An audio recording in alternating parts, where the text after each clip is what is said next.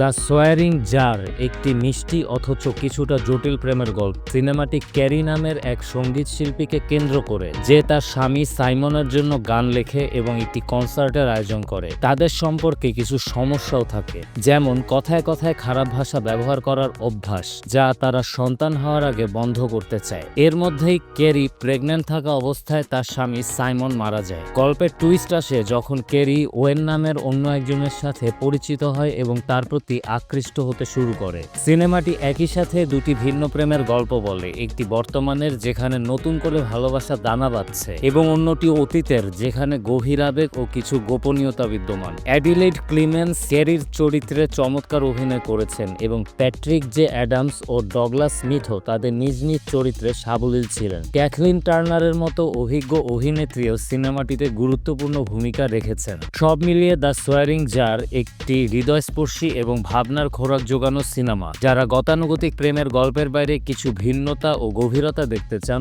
তাদের জন্য এটি ভালো লাগতে পারে। তবে খুব দ্রুত গল্পের মোড় পরিবর্তন হওয়া কারো কারো জন্য কিছুটা বিভ্রান্তিকর হতে পারে। এই ছিল দ্য সোয়ারিং জার নিয়ে রিভিউ। আশা করি আপনাদের ভালো লেগেছে।